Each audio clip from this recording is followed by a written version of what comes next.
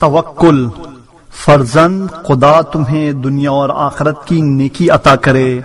اپنے تمام امور میں خدا پر اعتماد کرو، تمام امور کی رفتار اسی کے ہاتھ میں ہے اور سب کچھ اسی کے فیصلے سے ہوتا ہے۔ توکل سے انسان رنج و غم سے نجات پا جاتا ہے اور بے جا کوشش نہیں کرتا۔ یاد رکھو کہ کوشش اور مقصد کبھی مل جاتے ہیں اور کبھی الگ ہو جاتے ہیں، تو اگر توکل نہ ہوگا تو جب بھی جدا ہو جائیں گے صدمہ ہوگا، ورنہ جب بھی حاصل ہو جائے گا خوشی ہوگی، اور نہ ملا تو سیئ رائگاں کا صدمہ نہ ہوگا۔ قرآن میں ہمیشہ اسباب پر نگاہ رکھنے کو شرک سے تعبیر کیا گیا ہے، لہذا اپنے تمام معاملات میں خدائے لطیف و خبیر مالک کے قضاء و تقدیر پر بھروسہ کرو اور اسباب ظاہری پر اعتماد کرنا چھوڑ دو۔ اسباب کی اہمیت ایک مچھر کے برابر بھی نہیں ہے۔ خبردار عالم اسباب کے نام پر یہ دھوکہ نہ کھا جانا کہ انسان کی نگاہ اسباب پر ہونی چاہیے، اور یہ وسوسہ شیطانی ہے۔ عالم اسباب کے معنی فقط یہ ہے کہ اشیاء کا وجود اسباب سے ہوگا، نہ کہ بندے کے اعتماد اسباب پر ہونا چاہیے۔ بندے کا اعتماد تو خدا ہی پر ہونا چاہیے، وہ جب چاہے گا تو اسباب بھی پیدا کر دے گا۔ فرزند تمہیں طلب رزق کے عوامر سے بھی دھوکہ نہ ہو جائے کہ انسان کو ہر وقت روزی کے لیے روا دوا رہنا چاہیے، اس لیے کہ یہ عوامر فقط تنظیم عالم کے لیے ہیں، ورنہ عطائے خداوندی تمہاری طلب کی پابند نہیں ہے۔ اللہ پر اعتماد کرو، اسباب کا کام مسبب الاسباب کے حوالے کر دو، وہ خود اسباب پیدا کر کے روزی فراہم کر دے گا۔ البتہ طالب علم کے علاوہ ہر شخص کو بقدر ضرورت محنت کرنی چاہیے، کہ تجربہ یہی ہے کہ جن لوگوں نے اسباب کا کام بھی خدا کے حوالے کر دیا ہے اور صرف اپنے فرائض پر عمل کرتے رہے ہیں، وہ زیادہ بہتر حالت میں ہیں، اور جنہوں نے معرفت کے باوجود اسباب پر اعتماد کیا ہے انہیں نقصان ہوا ہے۔ جس طرح کہ جناب یوسف علیہ السلام نے حاکم مصر سے کہا کہ مجھے خزانوں کا امین بنا دے، تو خدا نے مدت امتحان 1 سال بڑھا دی، ورنہ بندے کے بجائے خدا سے کہا ہوتا تو فوراً نجات مل جاتی۔ یا جب قید خانے کے ساتھی سے کہا کہ اپنے مالک سے میری بھی سفارش کر دینا، تو اللہ نے قید کی مدت میں 7 سال کا اضافہ کر دیا کہ میرے غیر سے کیوں کہا، ورنہ براہ راست پروردگار سے کہا ہوتا تو فوراً نجات مل جاتی۔ پروردگار نے اس ترک اولا پر تنبیہ کی کہ تم نے بندے کے ذریعے بندے سے کہلوایا، جبکہ دونوں میرے قبضے میں ہیں، مجھ سے کیوں نہیں کہا جبکہ مالک کے مملوک ہوں۔ اس کے بعد حضرت جبرائیل امین کو بھیجا گیا اور انہوں نے پوچھا کہ کب تک قید میں رہنے کا ارادہ ہے، تو کہا کہ جب تک خدا چاہے۔ تو جب انہوں نے ہمارا حوالہ دیا تو ہم نے دعائے توسل کے ذریعے انہیں نجات دلوا دی۔ یہی حال جناب یعقوب علیہ السلام کا ہوا کہ انہوں نے عزیز مصر سے شکایت کی تو پروردگار نے اس وقت تک نجات نہیں دلائی جب تک اس سے رجوع نہیں کیا کہ اولیاء کے لیے یہ باتیں ترک اولا کا مرتبہ رکھتی ہیں۔ میرے فرزند خبردار اپنی حاجت کو غیر خدا سے بیان نہ کرنا، جو کہنا ہے خدا سے کہنا، وہی مالک و مہربان ہے۔ اس نے ابراہیم علیہ السلام کو صرف اس بات پر خلیل بنا دیا کہ انہوں نے اس کے علاوہ کسی سے نہیں مانگا۔ مرسل اعظم صلی اللہ علیہ وآلہ وسلم کا ارشاد ہے کہ تمام خیر کا مرکز و مصدر یہ ہے کہ لوگوں کے ہاتھوں سے امید منقطع کر کے خدا سے لو لگائے۔ امام صادق علیہ السلام فرماتے ہیں کہ جو شخص یہ چاہتا ہے کہ اس کی ہر دعا قبول ہو جائے، اسے چاہیے کہ بندوں سے امید قطع کر کے صرف خدا سے امیدیں وابستہ کرے۔ جب خداوند عالم یہ کیفیت دیکھ لے گا تو فوراً مراد پوری کر دے گا۔ اس سلسلے میں امام سجاد علیہ السلام کی صحیفہ سجادیہ کی 13ویں دعا کا مطالعہ نہایت درجہ مناسب رہے گا۔ جس میں اسباب کی حقیقت کا اظہار کر کے خدا سے مانگنے کا سلیقہ سکھایا گیا ہے۔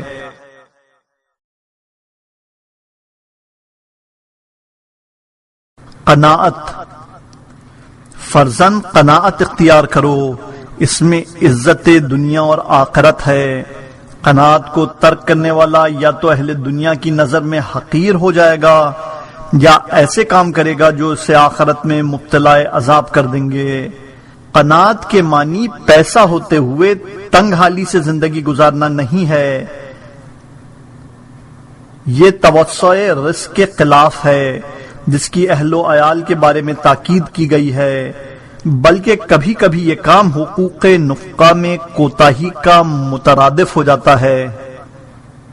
قناعت کے معنی ہر ممکن پر راضی رہنا ہے اور آمدنی کے برابر خرچ کرنا ہے۔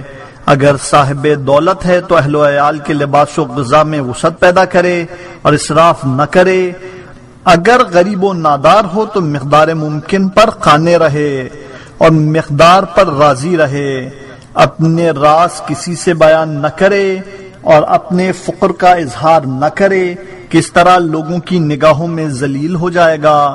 لوگ بندگان دنیا ہیں، انہیں غربت کا حال معلوم ہو گیا تو کبھی عزت نہیں کریں گے۔ میرا تجربہ یہ ہے کہ غربت کا اظہار غربت میں مزید اضافہ کر دیتا ہے اور باعث ذلت و توہین ہو جاتا ہے، تو خبردار اپنے راز کو افشا نہ کرنا۔ رزق مقدر ہو چکا ہے، وہ بہر حال ملے گا، اسے خدائے حکیم نے اپنی حکمت و مصلحت سے تقسیم کیا ہے۔ نہ آبرو دینے سے اضافہ ہوگا، نہ عفت و قناعت سے کمی ہوگی، بلکہ کبھی کبھی اظہار غربت کا سلسلہ خالق کی شکایت سے مل جاتا ہے تو موجب غضب جبار بھی ہو جاتا ہے اور آخرت میں استحقاق عذاب بھی پیدا ہو جاتا ہے۔ حدیث قدسی میں ارشاد ہوتا ہے، میری عزت و جلال کی قسم، جو شخص میرے غیر سے لو لگائے گا اس کی امیدیں منقطع کر دوں گا اور اسے ذلت کا لباس پہنا دوں گا اور اپنے فضل و کرم سے دور رکھوں گا۔ حیا، فرزند حیا بہترین صفت اور محبوب ترین عادت ہے، اسے دنیا اور آخرت دونوں میں ممدوح قرار دیا گیا ہے۔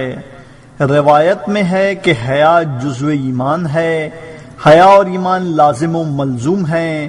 حیا جائے گی تو ایمان بھی چلا جائے گا۔ جس میں 4 چیزیں پائی جائیں گی وہ سر تاپا گناہ بھی ہوگا تو پروردگار بخش دے گا۔ صداقت، حیا، حسن اخلاق، شکر یا امانت۔ حسن اخلاق، فرزند بہترین اخلاق اختیار کرو کہ اس میں دنیا و آخرت دونوں کے فائدے ہیں۔ پروردگار نے حسن اخلاق کو اپنے حبیب کی صفت خاص قرار دیا ہے۔ حسن اخلاق نصف دین ہے، حسن اخلاق بہترین عطائے پروردگار ہے۔ روز قیامت انسان کی نیکی کے پلے میں حسن اخلاق سے بہتر کوئی شے نہ ہوگی۔ اصول کافی،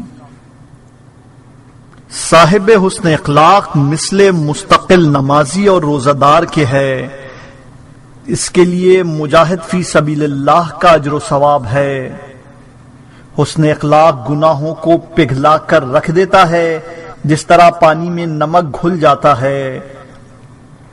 جنت جانے والوں کی اکثریت متقین اور صاحبان حسن اخلاق کی ہوگی۔ اصول کافی، پروردگار کا ارشاد ہے کہ حسن اخلاق کے گوشت کو جہنم کے حوالے کرنے سے مجھے حیا آتی ہے۔ وسائل شیعہ، حسن اخلاق سے عمر میں اضافہ ہو جاتا ہے۔ حد یہ ہے کہ یہودی کا ساتھ بھی ہو تو حسن اخلاق کا مظاہرہ ضروری ہے۔ فرزند میں نے حسن اخلاق کے بہترین آثار دیکھے ہیں اور امام صادق علیہ السلام نے کیا خوب فرمایا ہے کہ اگر لوگوں کے ساتھ مالی برتاؤ نہ کر سکو تو کم از کم حسن اخلاق کا تو مظاہرہ کرو۔ امیر المؤمنین علیہ السلام کا ارشاد ہے کہ ہر شخص کے ساتھ اچھے اخلاق کا مظاہرہ کرو تاکہ چلے جاؤ تو محبت کرے اور مر جاؤ تو گریہ کرے اور انا للہ کہے، کہیں ایسا نہ ہو کہ الحمدللہ کہنا پڑے۔ امام صادق علیہ السلام سے پوچھا گیا کہ حسن اخلاق کی حد کیا ہے، تو فرمایا پہلو کو نرم رکھو، کلام کو پاکیزہ رکھو، خوش قلقی سے ملاقات کرو۔ حضرت صلی اللہ علیہ وآلہ وسلم کا ارشاد گرامی ہے کہ مومنین کے ساتھ خوش اخلاقی بشاشت کے ساتھ ملاقات کرنا ہے اور مخالفین کے ساتھ حسن اخلاق مودت کے ساتھ گفتگو کرنا ہے تاکہ ایمان کی طرف کھنچ آئے، اور ایمان سے مایوس ہو تو کم از کم مومنین اس کے شر سے محفوظ رہیں۔ فرزند خبردار اہل و عیال کے ساتھ بد اخلاقی کا برتاؤ نہ کرنا کہ بد خلقی موجب جہنم ہے۔ بد اخلاقی سے ایمان یوں ہی برباد ہو جاتا ہے جس طرح سرکے سے شہد۔ سعد بن معاذ کے مرنے پر 70,000 فرشتوں نے مشیت جنازہ کی ہے، مگر اس کے باوجود فشار قبر میں مبتلا ہوئے ہیں کہ اہل و عیال کے ساتھ برتاؤ اچھا نہ تھا۔ حلم و عفو، فرزند حلم اور عفو سے کام لو کہ اہل حلم و عفو جنت میں بلا حساب داخل ہوں گے۔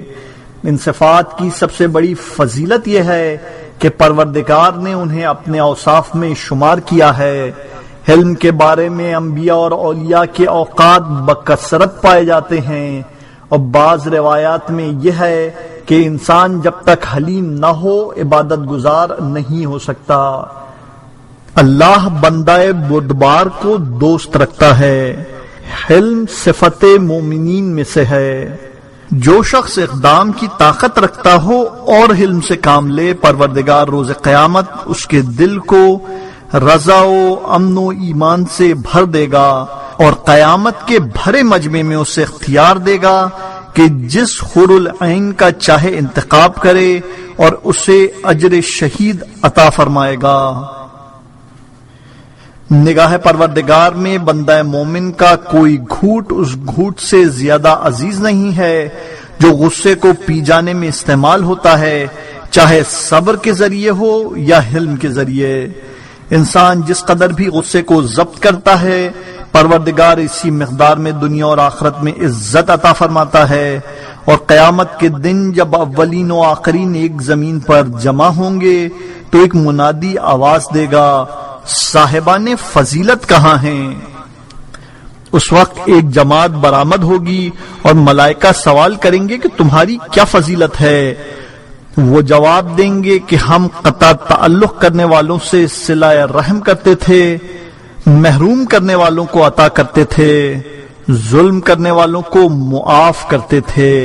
آواز آئے گی، سچ کہا تم نے، جاؤ جنت میں بلا حساب داخل ہو جاؤ۔ معافی کامیابی کی زکات ہے۔ نہج البلاغہ۔ سب سے زیادہ معاف کر دینے کا حقدار وہی ہے جو سزا دینے پر سب سے زیادہ قدرت رکھتا ہے۔ وسائل شیعہ۔ فرزند جو تم پر ظلم کرے اسے معاف کرو تاکہ جس پروردگار کی نافرمانی کر کے تم نے ظلم کیا ہے وہ تمہیں معاف کر دے اور تمہیں بلند ترین درجات حاصل ہوں۔ خبردار غیظ و غضب سے کام نہ لینا کہ یہ ضعیف العقیدہ کی علامت ہے۔ روایت میں ہے کہ غضب سے ایمان یوں ہی برباد ہو جاتا ہے جیسے سرکے سے شہد۔ کفر کے 4 ارکان ہیں: رغبت، خوف، غصہ اور غضب، اور غضب ہر برائی کی کنجی ہے۔ غضب سے صاحبان حکمت کا دل بھی تباہ ہو جاتا ہے۔ جو اپنے غضب پہ قابو نہ رکھ سکے وہ اپنی عقل پہ بھی قابو نہ رکھے گا۔ ابلیس کا قول ہے کہ غضب میرا جال اور میرا پھندا ہے اور میں اس کے ذریعے بہترین افراد کو جنت کی راہ سے شکار کرتا ہوں۔ علماء نے غضب پہ قابو پانے کے چند نسخے تجویز کیے ہیں۔ نمبر 1، اعوذ باللہ من الشیطان الرجیم کہنا۔ نمبر 2، خدا کو یاد کرنا کہ توریت میں ارشاد حدیث ہے، فرزند آدم جب تجھے غصہ آئے تو مجھے یاد کرنا تاکہ میں اپنے غضب میں تجھے یاد رکھوں اور تجھے تباہ نہ کروں، اور جب تجھ پر کوئی زیادتی ہو تو میرا انتقام کا انتظار کرنا کہ میرا انتقام تیرے انتقام سے بہرحال بہتر ہے۔ نمبر 3، اگر کھڑا ہے تو بیٹھ جائے اور بیٹھا ہو تو لیٹ جائے اور لیٹا ہو تو کھڑا ہو جائے۔ نمبر 4، جگہ بدل دے کہ شیطان نے حضرت موسیٰ علیہ السلام سے گفتگو کرتے ہوئے یہ نصیحت کی کہ جب تمہیں غصہ آئے تو اپنی جگہ بدل دینا ورنہ میں مصیبت میں مبتلا کر دوں گا۔ نمبر 5، وضو کر لے اور ٹھنڈے پانی سے ہاتھ منہ دھو ڈالے۔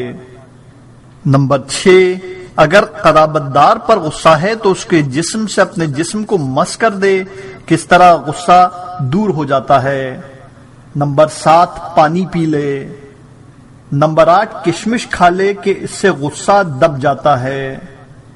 نمبر 9، یہ دعا پڑھے، اللہم اذھب عنی غیظ قلبی وَأَجِرْنِي مِن مُزِّلَّاتِ الْفِتَنِ أَسْأَلُكَ جُنَّتَكَ وَأَعُوذُ بِكَ مِنَ الشِّرْكِ اللَّهُمَّ ثَبِّتْنِي عَلَى الْهُدَى وَالصَّوَابِ وَاجْعَلْنِي رَاضِيًا مَرْضِيًّا غَيْرَ ضَالٍّ وَلَا مُضِلٍّ۔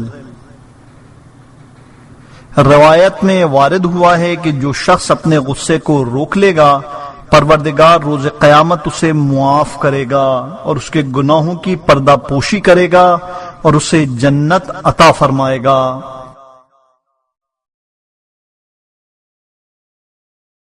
انصاف و مروت، فرزند ان دونوں صفتوں کو اپنائے رہنا اور کبھی ترک نہ کرنا، یہ نجات دہندہ صفتیں ہیں اور ان کا ترک کر دینا باعث ہلاکت ہے۔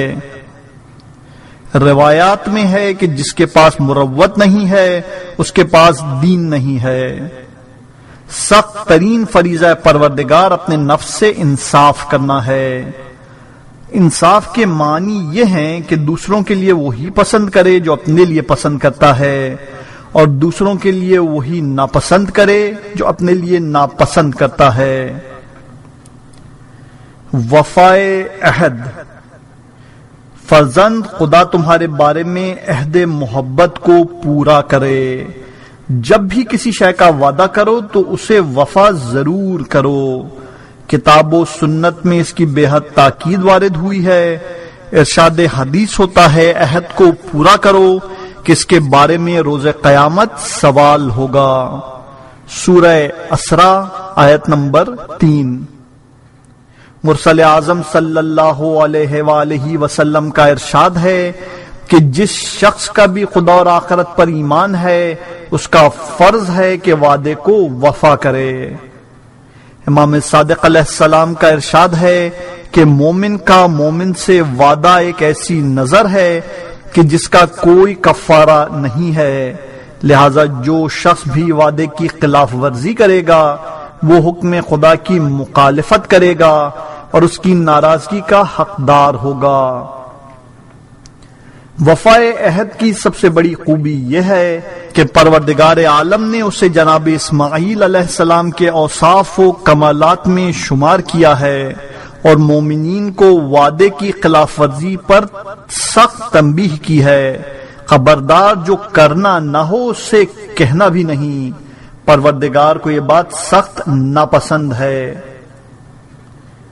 جناب اسماعیل علیہ السلام کے بارے میں روایت ہے کہ ایک شخص سے انتظار کرنے کا وعدہ کر لیا تھا اور وہ جا کر بھول گیا تو آپ 1 سال تک اس مقام پر کھڑے رہے، یہاں تک کہ شدت تمازت آفتاب میں بھی جگہ نہیں چھوڑی کہ کہیں وعدے کی خلاف ورزی نہ ہو جائے۔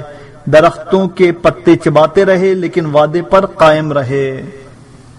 فرزند ایفائے وعدہ میں حضرت اسماعیل کا طریقہ اختیار کرو، اور اگر ایسا نہ کر سکو تو اس کے قریب تر رہنے کی کوشش کرو۔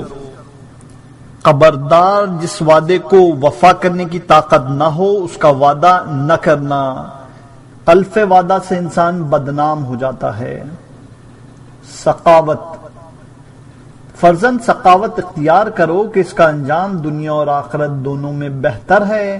سخی ہر مقام پر باعزت ہوتا ہے، بخیل دنیا اور آخرت دونوں میں ذلیل رہتا ہے۔ سخاوت کی فضیلت کے لیے یہ کافی ہے کہ حاتم طائی جہنم میں رہ کر بھی آگ کی شدت سے محفوظ ہے، جیسا کہ مرسل اعظم صلی اللہ علیہ وآلہ وسلم نے حاتم کے فرزند عدی سے فرمایا تھا۔ فرزند، بخل دنیا اور آخرت کی روح سیاہی ہے، لیکن خبردار اتنی سخاوت کا شوق نہ کرنا کہ خالیات ہو کر بیٹھ جاؤ۔ میانہ روی سے کام لو اور بخل و اسراف کے درمیان سے زندگی کا راستہ نکالو۔